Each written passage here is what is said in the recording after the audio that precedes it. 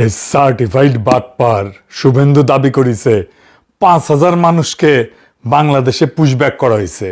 অবশ্য বাংলার Luther king এর উপদেষ্টা কশা জাহেদ কইছে ইন্ডিয়া ইচ্ছা কইরা পুশিন করতেছে না। দেখেন, ভারতের পুশিন বাংলাদেশে যেটা করার চেষ্টা করছে, আমরা নিশ্চয়ই পশ্চিমবঙ্গের নির্বাচন ফলো করেছি। সেখানে নির্বাচনে একটা ইস্যু ছিল, এটা তাদের একটা অভ্যন্তরীণ রাজনৈতিক ব্যাপার, যেটার খানিকটা চাপ আমাদের উপরে আসছে। আমি এইভাবে মনে করি না যে বাংলাদেশের সাথে কোনো একটা টেনশন তৈরির জন্য ভারতীয় সরকার এটা করছে। সেজন্য আমি মনে করি যে সংকটটা প্রাইমারিলি দেখা যাচ্ছে, এটার একটা সমাধান দ্রুত হবে। এটা কোনোভাবেই তাদের কোনো ইন্টেনশনালি বাংলাদেশের সাথে সম্পর্ক বা বাংলাদেশকে চাপে রাখতে চাইছেন, এরকম আমি মনে করি। মহারাজ কৃষ্ণচন্দ্রের দরবারে ছিল গোপাল ভাঁড়, আকবরের দরবারে ছিল বীরবল, তেমনি বাংলার লুথার কিং এর দরবারে আছে কশা জাহেদ। ওরে আর কি বলবো জানি না। আমরা মনে করতাম শিলং সালাউদ্দিন, ইকবাল মাহমুদ টুকু, আমির খসরু, মির্জা ফখরুল, মেজর হাফিজ এরাই বিএনপির মধ্যে ইন্ডিয়ান মাল। এখন দেখি কশা জাহেদ সবার বাপ হয়েছে। অন্যরা তো দেখতেছি দুগ্ধবর্ষী শিশু। তেল হয়েছে কেমন দেখিছেন? আগে তো কুইতা কুইতা কথা কইতো, এখন শরীরের তেল জমিছে, কলকাতা হারবাল খাইছে।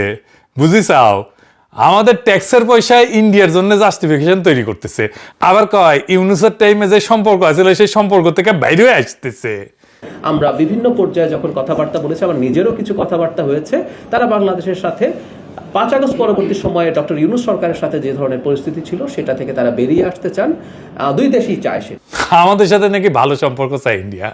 হে খোদা, আমাদের উঠায় না, নয়তো দড়ি ফেলাও, বায়া উঠে যায়। এমন নির্লজ্জ নতজানু একটা সরকার বাংলাদেশ চালাইতেছে, যেন হাসিনার ফ্যাসিবাদের পিছে ইন্ডিয়ার কোনো হাত ছিল না। ইন্ডিয়া খুব ভালো ছেলে, সন্ধ্যাবেলা হাত মুখ দিয়া পড়তে বসে। বিএনপি তো একসময় বিদায় নিবি, এ কশা জাহেদ যেন পলাইতে না পারে খেয়াল রেখেন। প্রত্যেকটা চিহ্নিত ইন্ডিয়ান দালালদের ধরে খাঁচার মধ্যে ভরবেন। সিল লাগান এডিটর সাহেব, কশা জাহেদ আগে, ইন্ডিয়ান দালাল, শিলং সালাউদ্দিন, আমির খসরু, মেজর হাফিজ, ইকবাল মাহমুদ টুকু, মির্জা ফখরুল মারিছেন। মাথায় রেখেন, ভুলে যান না, প্রত্যেকটা ইন্ডিয়ান দালালকে এক এক করে সিল মারবো। যাই হোক, আসেন আজকের আলাপ পুশিন। আমরা এই ঘটনার আগা পাঁচতলা বিবেচনা করে দেখব কেন এটা ঘটিচ্ছে আর বাংলাদেশ কি করে না। দেখেন, কাঁটাতারের ওই পারে একদল মানুষ, মেয়ে আছে, পুরুষ আছে, কোলে বাচ্চা আছে, তারা বাংলায় কথা বলে। তাদের পকেটে ভোটার কার্ড আছে, আধার কার্ড আছে, প্যান কার্ড আছে, তবু তাদের ধৈর্য আয় না। রাতের অন্ধকারে সীমান্তে দাঁড় করে দেওয়া হয়েছে, বলা হয়েছে তোমরা বাংলাদেশি, তোমরা ওই পারে যাও। এখন আমি আপনাদের একটা সহজ প্রশ্ন করি, কেউ যদি সত্যি ভারতের নাগরিক হয়, ভারত তারে বাংলাদেশে ঠেলা দেয় কেন? আর কেউ যদি সত্যি বাংলাদেশি হয়, তাহলে কাগজ দিয়া তালিকা দিয়া ভদ্রভাবে ফেরত পাঠায় না কেন? এই রাতের অন্ধকারে গেট খুলে মানুষ ঠেলা দেওয়া, এটার নাম কি? এটা কি জিনিস? এটার নাম আছে পুশিং বা পুশব্যাক। আর আজকে আমরা দেখবো এটা নতুন কিছু না, এটা পুরানা খেলা। এটা প্রতিবার একই সময় একই ছকে ফিরে ফিরে আসে। চলেন দলিল ধইরা আগাই, কবে কবে এটা হয়। পশ্চিমবঙ্গে নতুন সরকার এসেছে, বিজেপি সরকার। মুখ্যমন্ত্রী বাটপাট শুভেন্দু অধিকারী 7 জুন কলকাতার কাছে নিউ টাউনে দলের এক অনুষ্ঠানে দাঁড়ায় কইল যে প্রায় 4,800 অবৈধ বাংলাদেশিকে তারা ইতিমধ্যে সীমান্তের ওপারে পাঠিয়ে দিচ্ছে। আরো 836 জন হোল্ডিং সেন্টারে আছে, অপেক্ষা করতেছে। সব মিলায় প্রায় 5,000। এই নীতির নাম ওই বাটপার দিছে ডিটেক্ট, ডিলিট অ্যান্ড ডিপোর্ট। খুঁজে বের করো, মুছে ফেলো, বাইর করে দাও। মানুষ নিয়ে কথা হইতেছে, খেয়াল করেন, মুছে ফেলার ভাষা, গণহত্যার ভাষা। তো পদ্ধতিটা কি? পুলিশে বলা হয়েছে সন্দেহভাজন কাউরে আদালতে তুলবে না, সোজা বিএসএফ এর হাতে তুলে দিবা। শুভেন্দু নিজেই কইছে এদের সরাসরি বিএসএফ এর হাতে তুলে দেওয়া হইতেছে। অর্থাৎ কোনো বিচার নাই, কোনো যাচাই নাই, কোনো প্রমাণ নাই। সন্দেহ হইলে কাঁটাতারের ওই পারে। ভারতের নিজের সুপ্রিম কোর্ট 2024 সালের নভেম্বরে এই ধরনের নাগরিক যাচাই ছাড়া বহিষ্কার আর বাড়িঘর ভাঙার বিরুদ্ধে রায় দিছিল। সেই রায় অগ্রাহ্য কইরা এই বাটপার শুভেন্দু অভিযান চালাইতেছে। কেমন জাউরার জাউরা দেখেন, দেন সিল মেরে দেন শুভেন্দুরে, জাউরার জাউরা সিল মেরে দেন। এবার বুঝেছেন কশা জাহেদ আর শুভেন্দু যে মেলায় হারায় যাওয়া দুই ভাইটা একসাথে দেখান এডিটর সাহেব। আবার সিল মারেন দুইটার উপরে, মেলায় হারায় যাওয়া দুই ভাই। আর সীমান্তে কি হইতেছে? কোচবিহার, পঞ্চগড়, ঠাকুরগাঁও, একের পর এক জায়গায়, বিভিন্ন জায়গায় বিজিবি এই পুশিন আটকাই দিতেছে। জুনের শুরু থেকে অন্তত 20টা পুশিনের চেষ্টা হয়েছে, কয়েকশো মানুষকে নিয়ে। কোচবিহারে মেখলিগঞ্জে এক রাতে 40 জন জিরো লাইনে আটকা পড়েছিল, দুই দেশের মাঝখানে। এবার দেখি পুশিন জিনিসটা আসলে কি। পুশিন বা আর আইনি ফেরত পাঠানো বা ডিপোর্ট দুইটা সম্পূর্ণ আলাদা জিনিস। আইনি ফেরত পাঠানোতে কি হয়, নাম ধাম পরিচয়রা যাচাই হয়, অন্য দেশে আগে জানানো হয়, নির্দিষ্ট চেকপোস্ট দিয়ে হস্তান্তর হয়, দুই দেশ রাজি হয়, এটা একটা স্বীকৃত আন্তর্জাতিক আইন। আর পুশিনের কিছুই হয় না, রাতের আধারে কাঁটাতারের গেট খুলে মানুষ ঠেলে দেওয়া হয়। আন্তর্জাতিক আইনে এর একটা নাম আছে, কালেকটিভ এক্সপালশন, গণবহিষ্কার। আর এটা বেআইনি। পুশিন আর সীমান্ত হত্যা দুটোই বিচার বহির্ভূত কাজ, দেশীয় এবং আন্তর্জাতিক দুই আইনই ভাঙে। আর জোর কইরা ঠেলে দেওয়া হতভাগ্যদের বাংলাদেশে অনুপ্রবেশকারী বলে চালানো হয় প্রমাণ ছাড়াই। কিন্তু বাস্তবে ধরা পড়ে কারা? বিজেপির হিসাব অনুযায়ী 2025 সালের মে থেকে 2026 জানুয়ারি পর্যন্ত অন্তত 2303 জনকে পুশিন করা হয়েছে। এর মধ্যে 126 জন ভারতীয় নাগরিক, 38 জন মিয়ানমারের নাগরিক। বুঝলেন তো, যাদের বাংলাদেশে বলে ঠেলে দেওয়া হইতেছে তাদের ভেতরে ভারতের নিজেদের নাগরিক আছে, এমনকি মায়ানমারের মানুষ আছে। এরা পশ্চিমবঙ্গ আর আসামের বাংলাভাষী মুসলিম। এদের একমাত্র অপরাধ তারা বাংলায় কথা বলে। আর কষা জাহেদ বলে ইচ্ছা কইরা পাঠাইতেছে না ইন্ডিয়া। কিরকম জাউরার জাউরা দেখেন। এটা বলে নতুন না, এটা একটা ইতিহাস, এটা একটা প্যাটার্ন। কেমন ইতিহাস? আপনাদের নিয়ে যাব 2003 সালে সাতগাছি, কোচবিহার, মাথাভাঙ্গা থানা। 2003 সালের ফেব্রুয়ারি 213 জন মানুষকে জিরো লাইনে আটকে রাখা হইল। এরা ছিল মূলত সাপুরে সম্প্রদায়ের মানুষ। এর ভিতরে 80 জন বাচ্চা আর 65 থেকে 68 জন নারী। ভারত বলে এরা বাংলাদেশি, পাঠায় দাও। তখনকার বিডিআর বলে এরা বাংলাদেশি না। দুই পক্ষই নিতে অস্বীকার করে। 6 দিন শীতের খোলা আকাশের নিচে ঠিকমতো খাবার নাই, পানি নাই, পেশাব পায়খানার ব্যবস্থা নাই, চিকিৎসা নাই, বাচ্চারা নিউমোনিয়া আক্রান্ত হইল। তারপরে 6 তারিখ ভোরে মানুষগুলো রহস্যজনকভাবে উধাও হয়ে গেল। কই গেল কেউ জানে না। অ্যামনেস্টি ইন্টারন্যাশনাল এরা কইছিল স্বেচ্ছাচারী গণবহিষ্কার। 2003-এ কেন্দ্রে কারা ক্ষমতায় ছিল? ভারতের অটল বিহারী বাজপেয়ী সরকার, বিজেপি। অর্থাৎ পুশিনের সাথে বিজেপির সম্পর্ক আজকের না, 23 বছরে পুরানো। তাহলে কংগ্রেস কি ধোয়া তুলসী পাতা? না, কংগ্রেসের আমলে পুশিন ঘটিছে সেই 1964 সাল থেকে। একটা আইন আছে, ফরেনার্স ট্রাইব্যুনাল। ফরেনার্স ট্রাইব্যুনালটা কি? নামটা শুনলে মনে হয় আদালতের মতো একটা ট্রাইব্যুনাল টাইপের ব্যাপার। না, এটা পুরাপুরি আদালত না, এটা একটা আধা বিচারিক সংস্থা। ইংরেজিতে এটা কয় কোয়াসি জুডিশিয়াল বডি। মূলত আসামে চলে। কাজ একটাই, ঠিক করা কে ভারতীয় আর কে বিদেশি। এর জন্ম 1946 সালের পুরানো ফরেনার্স অ্যাক্ট থেকে। আর 1964 সালের সরকারি আদেশে এই ট্রাইব্যুনালটা একটা আইনি রূপ পায়। অর্থাৎ এইটা ব্রিটিশ আমলের আইনের গর্ভে জন্মানো একটা যন্ত্র। এখন আসল মায়ের পাশটা শোনেন, কারণ এইখানে গোটা খেলাটা আছে। সাধারণ আদালতের নিয়ম কি? যে অভিযোগ করে তারাই প্রমাণ করতে হয়, তাই না? চোর বলতে হইলে আগে চুরি প্রমাণ করতে হয়, তাই না? কিন্তু ফরেনার্স ট্রাইব্যুনালের নিয়মটা উল্টা। এখানে রাষ্ট্র আপনারে বিদেশি প্রমাণ করে না, আপনারে নিজেরে ভারতীয় প্রমাণ করতে হয়। আইনের ভাষায় একে বলে বার্ডেন অফ প্রুফ। এটা আসামির ঘাড়ে। অর্থাৎ আপনি দোষী যতক্ষণ না নির্দোষ আপনি নিজে নিজে প্রমাণ করতে পারেন। কিভাবে কাজটা শুরু হয়? কিভাবে? পুলিশ একটা সন্দেহের রেফারেন্স পাঠায়, কিংবা ভোটার তালিকায় নামের পাশে একটা ডি অক্ষর বসায় দেয়। ডি ডি মানে ডাউটফুল, সন্দেহজনক। সন্দেহজনক ভোটার, ব্যাস। কোনো তদন্ত লাগে না, প্রমাণ লাগে না। সন্দেহের ভিত্তিতে একজন মানুষের ট্রাইব্যুনালে টানা হয়। আর তখন তার সারা জীবনের কাগজপত্র জোগাড় করে প্রমাণ করতে হয় সে ভারতীয়। ভাবেন একবার, আপনার বাবার জন্মের কাগজ, দাদার জমির দলিল, গরিব অশিক্ষিত একজন বাঙালি মুসলিম কৃষক বা শ্রমিক এই কাগজ পাবে কই? একটা বানান ভুল থাকলে, একটা তারিখের গরমিল, আর সেটারে মারাত্মক ধরে বিদেশি ঘোষণা করে দিতে পারে গুয়াহাটির আদালত। আর একবার বিদেশি ঘোষণা হইলে আটক, তারপরে কাঁটাতারের ওই পারে পার করে দাও। এই ট্রাইব্যুনালের সদস্যরা আবার স্থায়ী বিচারক না, রাজ্য সরকার চুক্তিতে নিয়োগ দেয়। আর করে কি, এদের উপর একটা চাপ থাকে।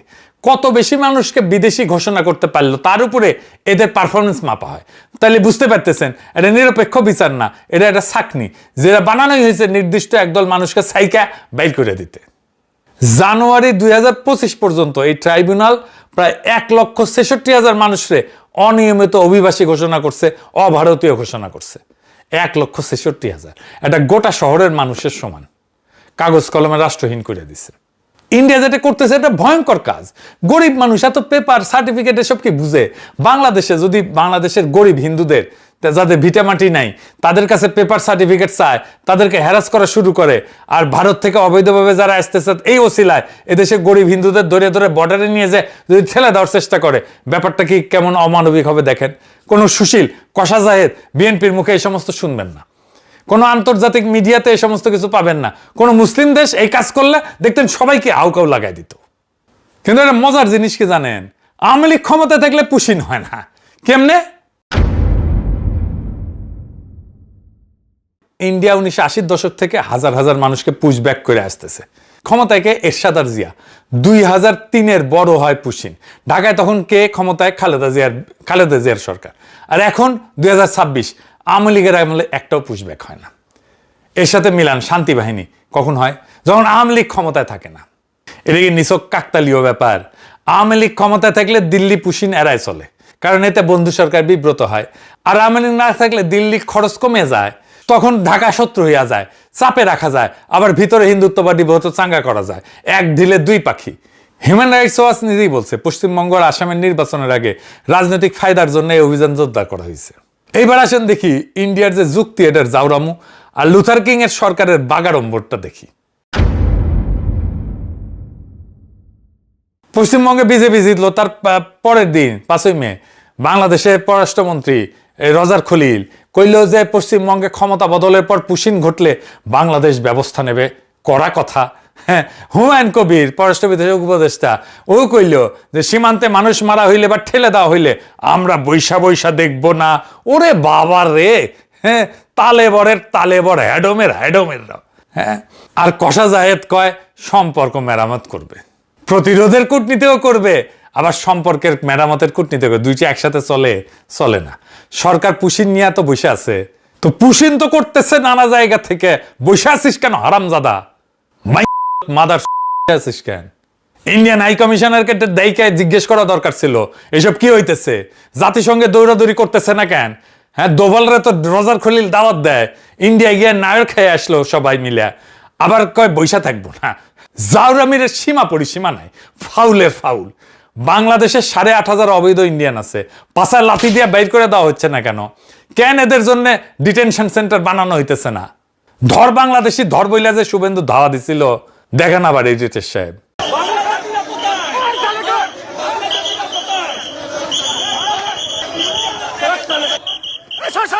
সব বাংলাদেশি মুসলমান, সব বাংলাদেশি মুসলমান, মুসলমান হিন্দু।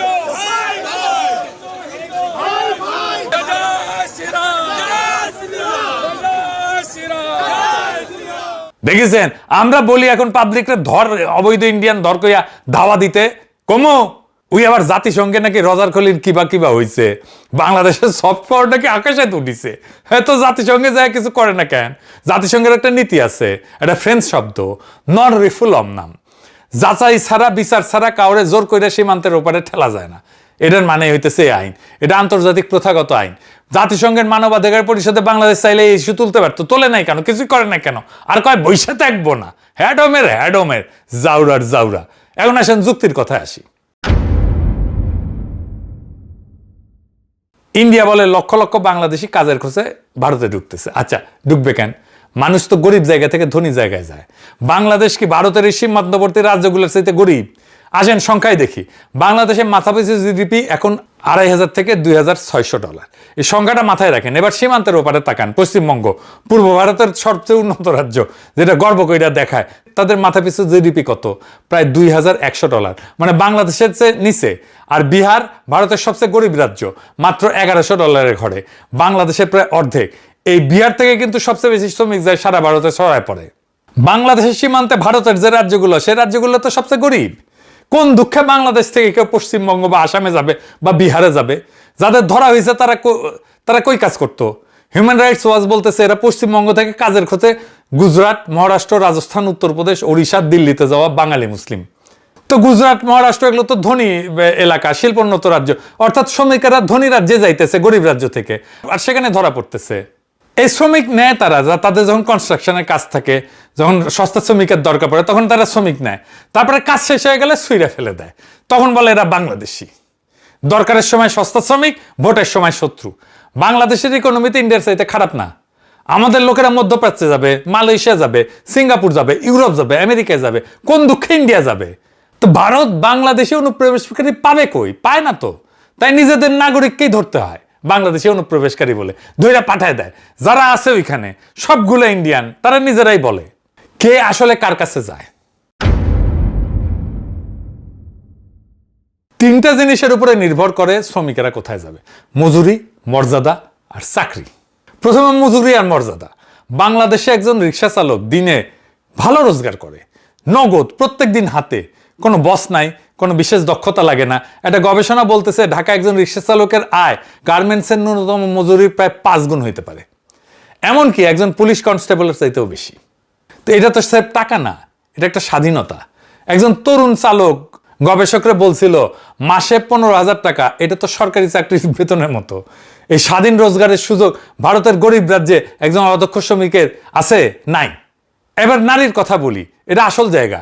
বাংলাদেশে গার্মেন্টস খাত প্রায় 40 থেকে 45 লক্ষ শ্রমিককে কাজ দেয়, যাতে বিরাট অংশ নারী। অনেকে বলে 85% নারী। এটা ফর্মাল চাকরি, নির্দিষ্ট মজুরি আছে, অ্যাপয়েন্টমেন্ট লেটার আছে, নিয়োগপত্র আছে, কারখানায় পরিচয় আছে, নিজের ব্যাংক অ্যাকাউন্ট আছে, নিজের রোজগার, মজুরি কম, শোষণ আছে, ট্র্যাজেডি আছে রানা প্লাজার মতো, সেগুলো সবই সত্য, কিন্তু কাঠামোটা ফর্মাল। আর নারীর হাতে নিজের আয়। এখন পশ্চিমবঙ্গের কথা চিন্তা করেন, সেখানে নারীর শ্রমশক্তিতে অংশগ্রহণ মাত্র 33% করে। জাতীয় গড়ের নিচে আর নিয়মিত বেতনের ফর্মাল চাকরিতে নারীর হিস্সা কমতেছে। কয়েক বছরে 18% থেকে 9% নেমে গেছে। আর এর বদলে বাড়তেছে নিম্ন মজুরির অনানুষ্ঠানিক কাজ, নন ফর্মাল কাজ। আর পশ্চিমবঙ্গ নিজেই কাজের খোঁজে রাজ্য ছাড়া মানুষের সংখ্যায় ভারতের শীর্ষের দিকে।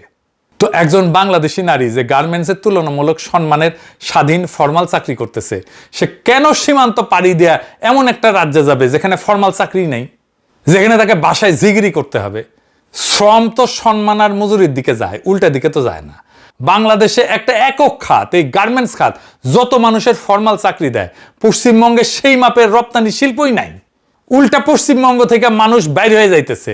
তাইলে শ্রম কোন দিকে বইবে? মানুষের মর্যাদার চাকরি চাইলে জিগিরি করতে যাবে সীমান্ত পাড়ি দিয়া। বাংলাদেশে 8,500 অবৈধ ইন্ডিয়ান কি করে রে মাদারবোর্ড কষা জায়েদ? আছে কোনো উত্তর আছে?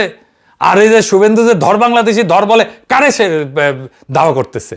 এই পুশিন কোনো বিচ্ছিন্ন ঘটনা না, এটা ভারতের ভেতরের ভোটের রাজনীতি আর আঞ্চলিক দাদাগিরির একটা পুরানো হাতিয়ার। সেই 1980 থেকে 2026 একই ছকে বারবার ফিরে আসে। আর ঢাকার পছন্দের সরকার না থাকলে এর লাগাম খুইলা যায়। আর সেই মানুষগুলোর অপরাধ কি? একটাই অপরাধ, তারা বাংলায় কথা বলে আর ধর্মে মুসলমান। নোম্যান্স ল্যান্ডে দুই ধারের কাঁটাতারের মাঝখানে আটকা পড়ে আছে সেই মানুষগুলা, যাদের অনেকেই আসলে ভারতের নাগরিক, অসহায় নাগরিক, যার ভিতরে আছে নারী, শিশু, বৃদ্ধ। খাওয়া নেই, দাওয়া নেই, গা ধোয়া নেই, কিচ্ছু নেই। সারাদিন এইভাবে পথে ঘাটে বসে আছি। আর কতদিন থাকতে হবে জানি না। আমার আব্বু আছে, আমার ভাই আছে, আমার মা আছে, আর আমার একটা দিদি আছে। তোমরা কি ওখানে স্কুলে পড়তাম? হ্যাঁ, আমরা ইন্ডিয়া স্কুলে পড়তাম। কোন ক্লাস? 6। মাঝে মাঝে না খুব অসহায় লাগে। এই কি মুসলমানের নিয়তি সারা দুনিয়ায়? গাজার দিকে তাকান, কিছু করতে পারি না। ইরানের দিকে তাকান, কিছু করতে পারি না।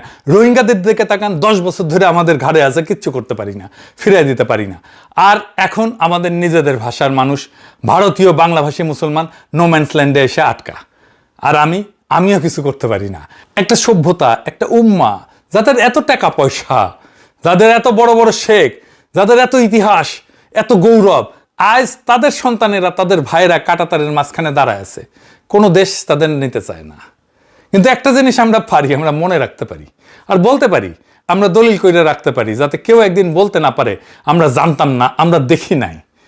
ওই কোলের বাচ্চাটার মুখ, ওই বুড়া মানুষটার চোখ, অন্তত ওইটুকু মনে রাখি। এইটুকুই আজ আমাদের হাতে। ওই মানুষগুলোর জন্য একটু দোয়া করেন, খোদা তাআলা তাদের হেফাজত করুক। তারা যেন সসম্মানে একদিন তাদের নিজেদের ভিটায় ফিরে যাইতে পারে, সেই কামনা করি। ইনকিলাব জিন্দাবাদ।